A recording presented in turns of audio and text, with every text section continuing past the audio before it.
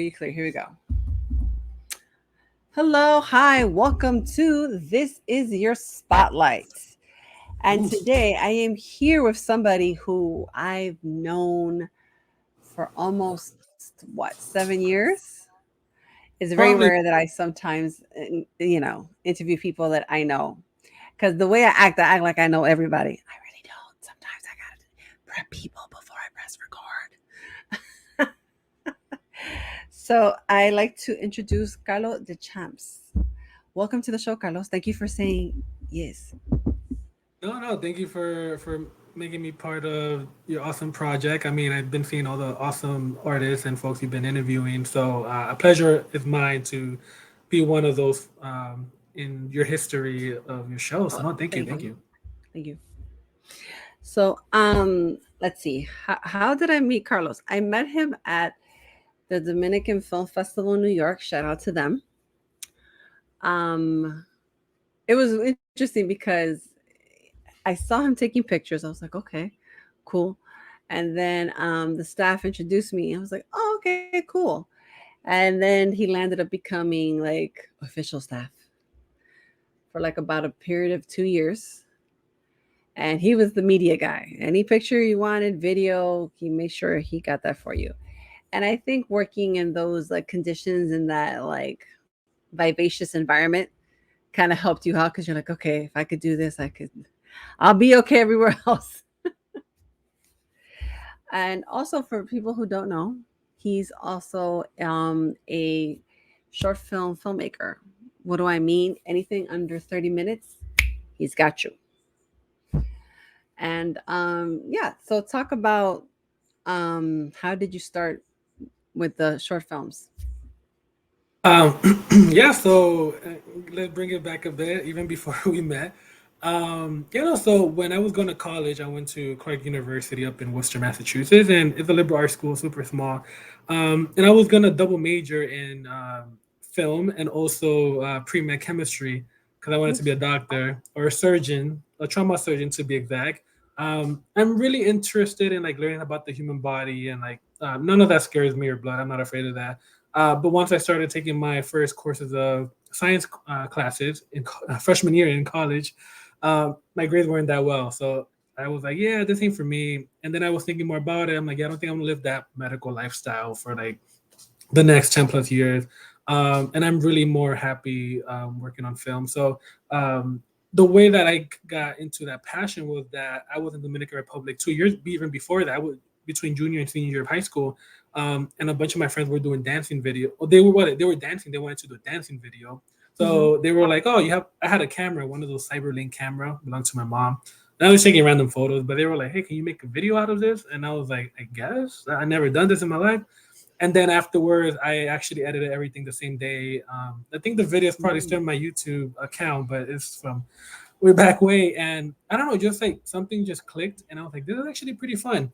And Mm-hmm. then throughout the process, when I was in high school, I had to learn that filmmaking is not only for the rich, because I always used to think that filmmaking was only for people who had money or people who didn't look like me or were from my culture. But then when I learned that senior year, I was like, oh, I can actually do this as a career without thinking only about the finances or where I came from. So I applied to school, was in college, and then I got more serious between my junior and senior year of college and started working with other organizations nearby, with clubs, making short films, making short Mm-hmm. promotional videos Right. about like for different shows. So I was just making content here and left and right. Mm-hmm. And then I did my first short film.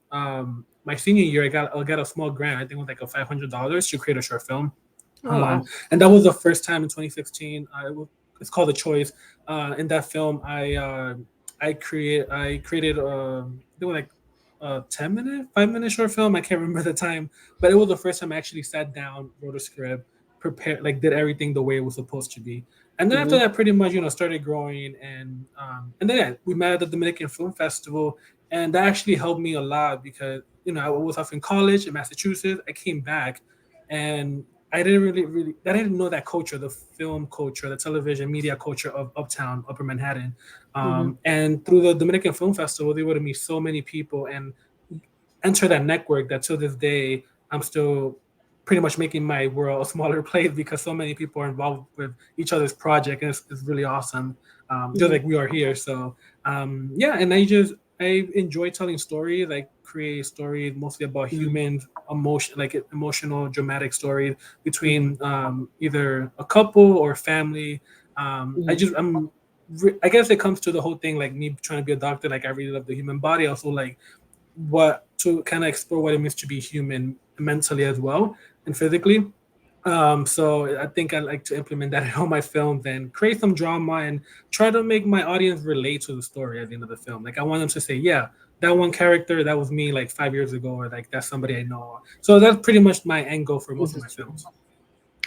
Oh, my thing is that, for example, for your films, right?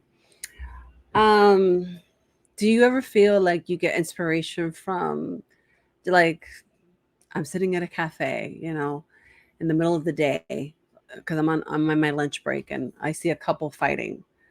And then of course it depends, because some people are loud in New York City. You're like, okay, cool. I didn't need to know you, Carla, but or Kyle. It's like, yeah, I could have resolved that literally over there. Um, Um, do you get like when do you have your inspo moments for a script? It's funny, yeah, because I actually have like I use Google Keep, which is essentially like virtual notepad Hmm. through Google, and whenever I hear or see something interesting, I write it down. It could be a one liner. So, for example, this one is written on my notepad. I haven't used it in any short film yet, but it's this guy was saying like, how is it that people across the world are like walking miles and miles for to get clean water, but here we are using the bathroom with clean water. Like it's crazy. That's the type of world we live in. So that's like an idea that I kind of or inspiration that I got from being walking outside and hearing folks. But yeah, in my films I have done a lot of how I say it. I've done a lot of story in which I kind of take part of what I have heard in the streets or from my friends, a lot of people's experience.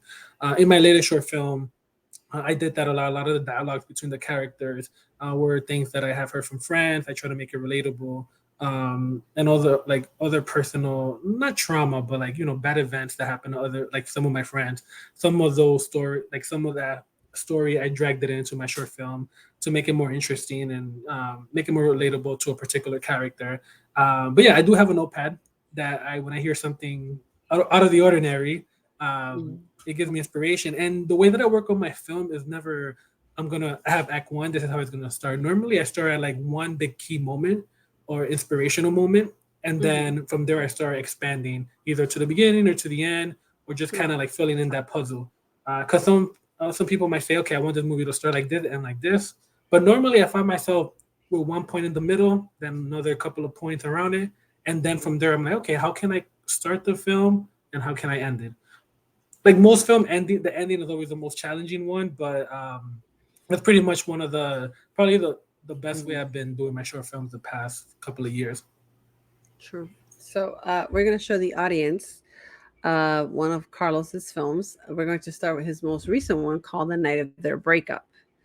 So if you feel triggered by watching it, that might be the intention, because we all create stories to grab our audience and to have people, say, that happened to me. Can you believe it? How did you know? It's like, were you listening with a cup and, near the wall to my apartment? Like, not, bro. I don't know you. What are you talking about? So here we're going to show that. And here it is. It's called The Night of Their Breakup. We're going to show the shortened version, of course. And it's kind of a blooper reel. Do you have a trailer officially for this one? I don't have a trailer for that film, Mhm. but we can show like I guess starting at the 3 minute point, the 3 minute mark of the film, a few Yes. seconds. That should Yeah. give So we're just going to show like the first minute of it so you can get a sample of what he does. So here we go. yeah. And You I'm can say like just around going the to, 3 minute mark is good actually. Yeah. yeah. So here's the 3 minute mark. Mhm. I better get going. Again, Sorry.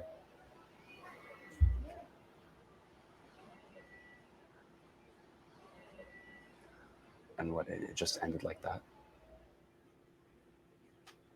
Just like that. And what did he just say without any kind of warning? Because Nico's my best friend, and I swear every time I asked him about you guys, he told me you were both good. I never expected him to share with you our problems. I mean, we didn't like the idea of sharing our stuff with other people, you know? I mean, we had some issues, but I didn't think it would end the relationship. And do you mind if I ask what they were?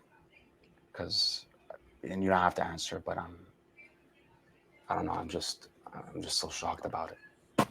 Yeah, you and I both. Um, Last week, I finally got into medical school, and he didn't react as I had hoped for. Excited? Yeah, By the way, congrats. Not really the way I wanted to congratulate you, but thanks, Ariel. Yeah, Okay, so that was a sample. I didn't want it to go on for too long. I I know. like Could the we could have. tone.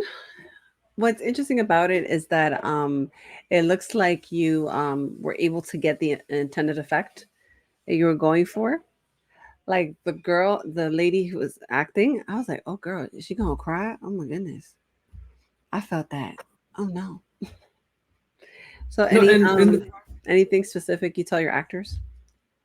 No, yeah. So when I wrote this, that was the intention that again the title is called Narrative Breakup. So we started with the story that there was a breakup and it's between Nico, which is the first gentleman you see, Hmm.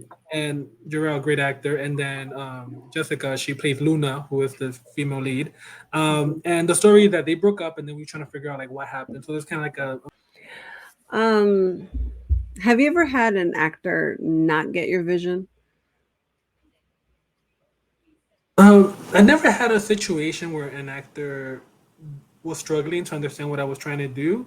And the Hmm. reason is because when I'm explaining to my actor the story, I also relate to it. I try to tell them, like, imagine this situation happened to you. Like, think of a time. I try to use things that I learned when I was in school. Like, think of a time where you were upset. And even if it's something that's not relatable to me, but if they can dig deep into a core memory that can trigger a certain emotion, that's what I'm actually trying to go for. And I feel like the more I do short films, the more I learn, the more better I'm getting at them. And directing, because this short film was 30 minutes long. We shot it within 2 days, um, and it was a lot of pushing through, and they did a great job. And in terms of emotions, they understood the story, and they said it was clear.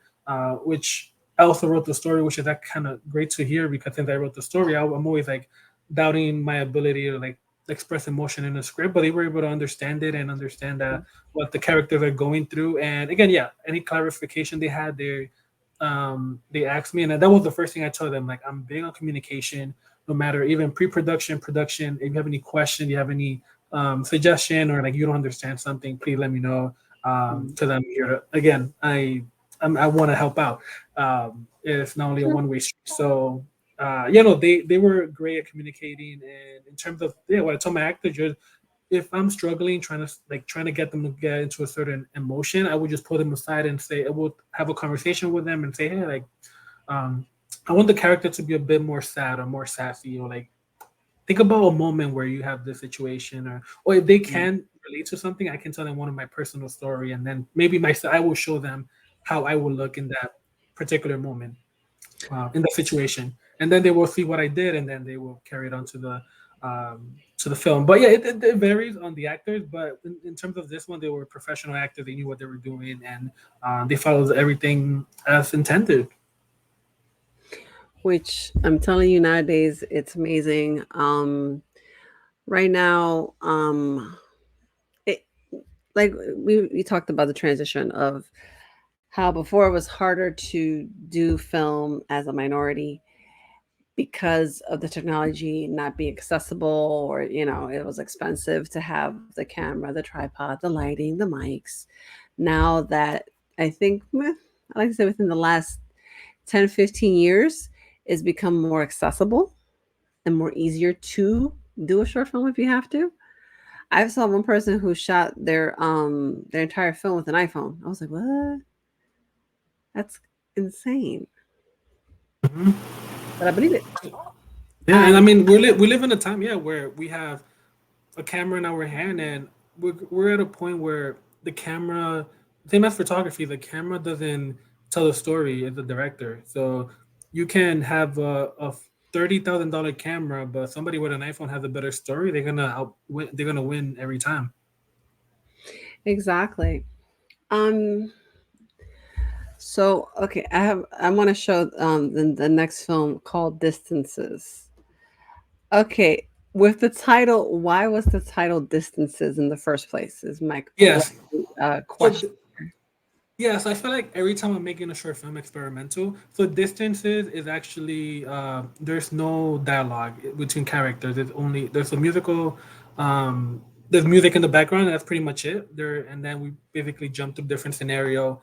So distances is a story between a college couple that they meet in college, they get together, and then they start struggling when they have to pretty much go back home to their home, because they just graduated from college. And the idea came from my fiance and I actually met in college, and we've been together for almost 11 years. But um, the story is not based on our life. Maybe the first half, when everything is going well, is kind of a reflection, a little bit of our life. But then the Mhm. other half is pretty much like what would have happened if um, we were tempted by other people, or like we were starting to Okay. lose interest in each other and things like that. And it's not that I desire it or anything like that. It's one of those things that It's a we're creating a reality, story. though. It's a reality. Exactly. And a lot of people ask me like, is this something that happened to you for most of my film? And I'm like, no, like the film feels relatable, but it's not necessarily my experience. It's just I personally, when I was writing it, it felt like an interesting story. And I'm like, oh, I kind of like this story, so I'm just making it. But yeah, so a lot of the inspiration came from the fact that my fiance and I met in college, and then she was in Massachusetts, I was in New York. We were doing distance, and I was like, oh, what if I make a short film, but the ending would be like not a good ending compared to our story. So yeah, so this one was just like an experimental film I wanted to do, but also tell a story about a couple. I did find out that the word distances should be distance, not there's no S in distances. So there was like a spelling error, but then it was already submitted in the film festival circuit. And I was like, I'll keep it how it is. Creative intent is what I call it. Might as well. You know what I mean? If Yeah. it's stuck, it's stuck. What can you do? Yep. So we're gonna show just again just a little 1 minute clip of distance or distances, whichever way you like to say it. We're going to show a little bit of it just to get a sense of what Carlos is talking about. Mhm. And aquí vamos. A la una, a la dos y a la tres. Here we go.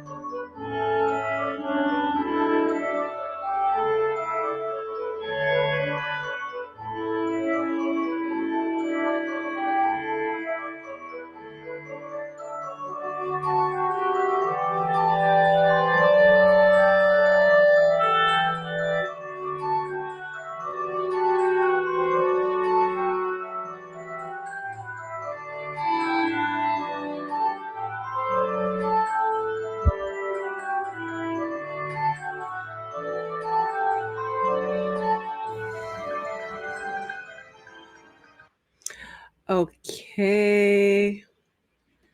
So the music, it where did you get the music from? Because it's a combination of whimsical, ethereal, but it sounds like very Tim Burton. Yeah, no, I got. It's crazy. I haven't seen that short film in a while, so I'm like, well, yeah. I'm like, why did it feel so long? But you learn as you go. But in terms of music, I actually got it out of one of those free royalty music site, Hmm. um, and that I was using for a lot of my project, like not only short films but like promotional stuff as well. Okay. So I was using it from there. This was 2018, so it's been a while. So from then to now, my choices in music have gotten better, as well as my choices in Mm. techniques. So you can literally The see the directions, yeah. comparison. Exactly, you can see the comparison between both. Um, but then I also noticed my films are not really, like now we live in a time where we have TikTok, Instagram Reel. I think I try to make a film experience where you're there to watch it how it's intended to be, like in a theater per se. It's Hmm. my I guess when I make a short film, I guess I'm not really thinking about it, but subconsciously I make it one of those films that you can watch it and get distracted and like be on your phone or something. You have to be fully immersed in the film to understand what's going on. And again, it's not intentional. I guess it's because I'm trying to make a film. So I guess just because that's the way I know how to make a film, like the proper way, I try to make it. I don't know, give the audience the time for them to like observe the environment, observe the character, make their own opinion about the character. But that's something you don't want to do if you're at home. Like most of the Netflix No. shows are like super quick, super cut. Like the cut is rapid and everything is happening, but you can also wash the dishes and watch it. So yeah, I think when I write a short film, it's not really with that intent. So you can definitely tell the difference between my stuff and like things people see on TV. No, absolutely. I'm gonna give an example. This is gonna feel dated by the time this airs. Um, I'm gonna be 100% honest with you. I today I saw Oppenheimer in IMAX. I was literally looking at the phone at one point because I was like, "Oh my god, this movie is really 3 hours." I think the last film I went to go see that was 3 hours long was Avengers: Infinity War and Avengers Endgame, and I was just like, "Okay." And then, of course,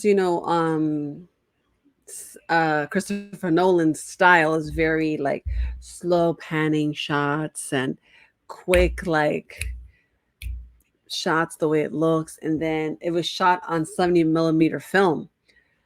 I, I think it's been a good 15, 20 years since anybody has done like 70 millimeter film in general.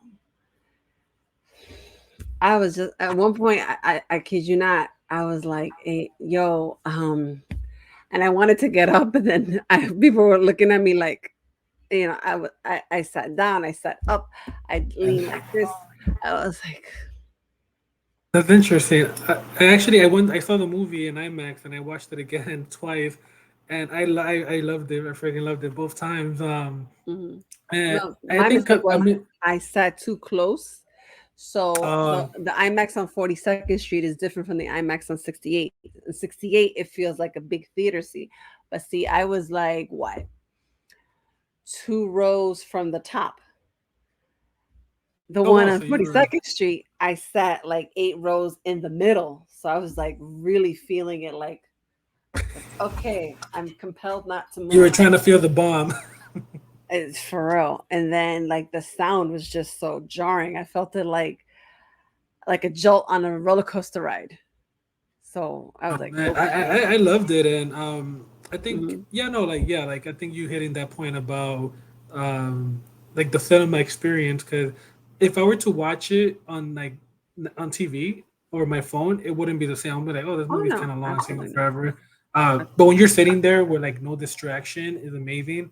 And I think Dunkirk, which I personally am not a fan of the story, I think it was kind of boring. But again, that's something I watched on TV. I never watched it in theater, and I wonder if I would have watched the movie in theater, would have had a different experience.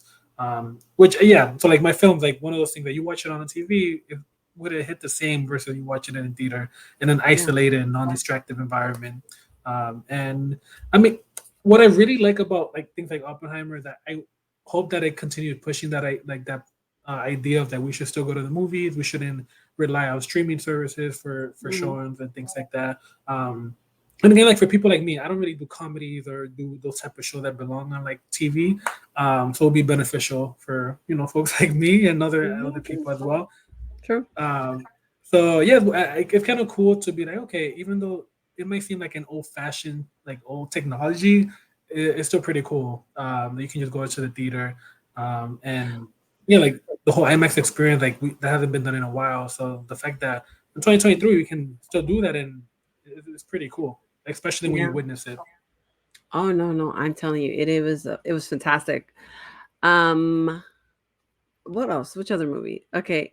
Lately, because of you know the whole strike going on, for the writers and for the actors, um, a lot of screenings that I've gone to have begun with an introduction of "Thank you for coming to see this movie in theaters as it was intended." Uh, they had that announcement for Barbie. They had that announcement for Teenage Mutant Ninja Turtles. They had that announcement for Mission Impossible: Dead Reckoning. I was like, okay, you're welcome. I hope it's a good hope it's a good movie experience. I know they did that for Top Gun Maverick, because it was like literally like towards the end of the pandemic. So like people were still afraid of going to the movies, but Mhm. that's another Oh man, like those were the best fantastic times. movie. I'm so sorry to tell you. Once they told me movie theaters are open, oh, forget it. I was going to the movie theater, and then it got to the point I was like, okay, this is like my escapism from everything. So you know what? I'm gonna get like a movie pass card, and I was like, vamos. And I landed up Let's going go. at least twice a month. And I was like, you know what? All right, you know what? Fine, cool. Movies are my thing now. And I liked the transition that there was no one in the theater, but it felt nicer and so freeing. So now when I went to a couple screenings and it was crowded, I was like, oh, mm. The good old days before the pandemic. Yeah, no, I think like to talk about that. The last movie I saw before everything just went south of the pandemic was Bad Boys. The yeah, that one. Third And that one, was the fourth one, I think. yeah. Yeah, no, the third one. Third, yeah, Bad Boys 3, yeah, with Will Smith and Martin Lawrence. Did you know I saw it at 10:30 in the morning and the theater was packed at 10:30 in the morning on a Friday? Everybody wants to go to the movies. But the worst part was is that someone dead ass started lighting up and smoking their blunt in the theater. I'm like, there's other people here, my man. Like, you could have gone outside. I don't need to like Yeah, you don't do it in really the theater. like not in the theater though. Like, come on. Yeah, just common sense. Of course. We're gonna show one last film of Carlos, and it's gonna be his first one, believe it or not. Like his really, really his baby, his My first first one film that ever. that pushed him into the foray of what he's doing now. We could show some funny, goofy ones, but it's okay. Yeah, He's a the serious filmmaker. Here we go. All right, so it's called The Choice. It's from 2016. So I think every movie that you've done so far has like pushed you to keep learning, no? yes, not only the technique but like direction, the whole package pretty much. You learn something new, you learn how to make it better. Um, Absolutely. Absolutely right. So, and here we go. And here is The Choice. And let me put it in big so we can, everybody can see it. There are no complaints. And here we go.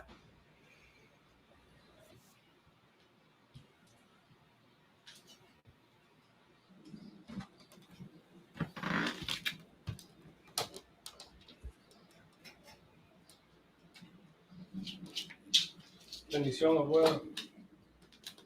Abuelo. Abuelo. Abuelo.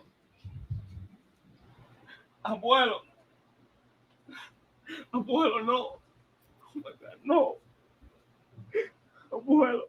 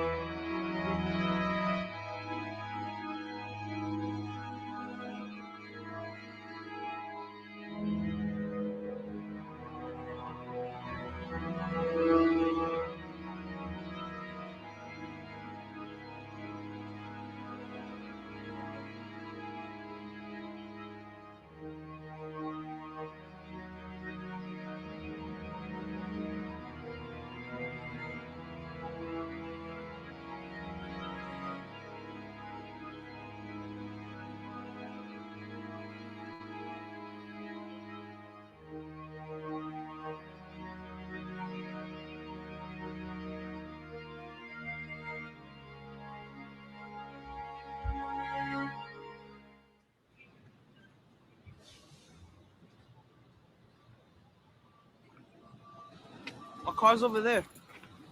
Nah, I could use the walk. You sure, man? It's the least I can do. Nah, Luigi. I need the walk. If you need anything, ya tu sabes. Just let me know. I got you, cuz. Hey, thanks for making this possible. I'm just glad Abuelo is at peace now. Don't forget that there's a place back home. I really appreciate it, cuz. Come here, man.